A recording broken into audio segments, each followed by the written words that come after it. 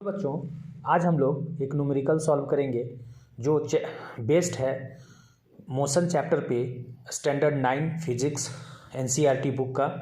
देखिए यहाँ पर मैंने एक क्वेश्चन सेलेक्ट किया है। An artificial satellite is moving in a circular orbit of a radius 42,250 kilometre. Calculate its speed if it take 24 hour to revolve around the earth. तो suppose मान लीजिए यहाँ पे हम लोग का अर्थ है और इसके चारों तरफ एक सैटेलाइट जो है ना रिवॉल्व कर रहा है। तो यहाँ से इसका जो रेडियस है ना, एक तरह से ये सेंटर मान लें, इस पॉइंट को हम लोग सेंटर मान लें अर्थ को, और ये सैटेलाइट का जो हम लोग का जो डिस्टेंस है वो रेडियस मान लेते हैं।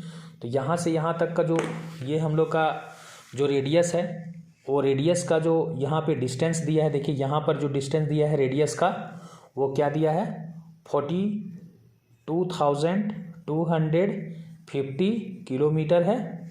और अब हम लोग क्या करेंगे कि देखिए यहाँ पे क्या क्वेश्चन पूछा है कि calculate its speed if it take 24 hour to revolve around the earth. तो 24 आवर मतलब एक पॉइंट से फिर उसी पॉइंट पर, सेम पॉइंट पर वो आती है सैटेलाइट। तो इसका जो हम लोग का जो रिवॉल्वेशन जो टाइम है वो 24 आवर है। तो हम लोग को क्या करना है, इसका डिस्टेंस निकालना है। एक बार फिर से मैं रिपीट कर देता हूँ कि क्वेश्चन के अकॉर्डिंग क्या बोला कि N artificial satellite is moving in a circular orbit of a radius 42,250 kilometre. इसका मतलब ये हुआ कि एक सैटेलाइट जो है वो हम लोग का एक अर्थ के चारों ओर मूव कर रही है, और अर्थ के चारों ओर जब मूव करती है सैटेलाइट तो इसका जो एक सर्कुलर पाथ बन रहा है। तो उस सर्कुलर पाथ का जो रेडियस, यानी इस सेंटर पॉइंट को हम लोग अर्थ को हम लोग सेंटर मानते हैं, और इसका जो पॉइंट है जिसके अराउंड में मूव कर रही है, तो एक सर्कमफेरेंस के किसी पॉइंट को हम लोग मान लेते हैं कि रेडियस है। तो इस रेडियस का जो वैल्यू दिया है वो 42,250 किलोमीटर है।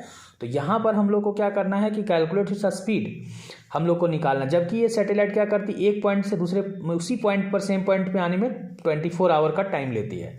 तो अब हम लोग क्या करेंगे, देखिए यहाँ पे टाइम भी लिख देते हैं 24 आवर। अब देखिए यहाँ पे हम लोग क्या करेंगे, देखिए इसका जो डिस्प्लेसमेंट है, यानी डिस्टेंस जो है ना, वही स्पीड के लिए क्या चाहिए। तो स्पीड का जो फॉर्मूला होता है, स्पीड का क्या फॉर्मूला होता है, डिस्टेंस बाय टाइम होता है। तो यहाँ पर हम लोग क्या करेंगे, यहाँ पे हम लोग लिखेंगे डिस्टेंस बाय टाइम लिखेंगे। तो देखिए डिस्टेंस का मतलब क्या हुआ, इसका सरकमफेरेंस ही इसका डिस्टेंस बोला जाएगा। तो इसीलिए यहाँ पे डिस्टेंस जो हम लोग निकालेंगे वो क्या निकालेंगे, सरकमफेरेंस। तो सरकमफेरेंस इक्वल टू क्या हो गया, 2 पाई आर हो गया। तो 2 पाई का वैल्यू क्या है 22/7, और रेडियस का जो वैल्यू दिया है वो कितना दिया था 42,250 किलोमीटर।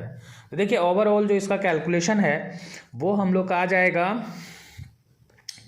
26,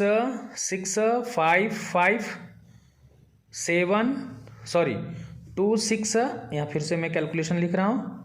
इसका जो कैलकुलेशन आ रहा है 265571.42 किलोमीटर।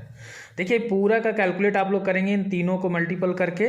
जब हम लोग क्या करेंगे 7 से डिवाइड कर देंगे, तो इस तरह से हम लोग का जो ये वैल्यू आएगा 265571। इसको अगर रीड करते तो कैसे करते हैं, यूनिट, टेंस, 100, 1000, 10,000, लैक्स, यानी 2,65,571.42 किलोमीटर।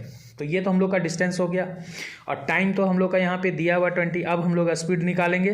तो स्पीड इक्वल टू क्या हम लोग लिखते हैं, डिस्टेंस बाय टाइम लिखते हैं ना। तो यहाँ पे हम लोग क्या करेंगे, डिस्टेंस में हम लोग क्या रख देंगे, फिर डिस्टेंस में जो ये वैल्यू है ना वो रखेंगे 2,65,571.42 किलोमीटर, और अपन में टाइम जो है 24 आवर।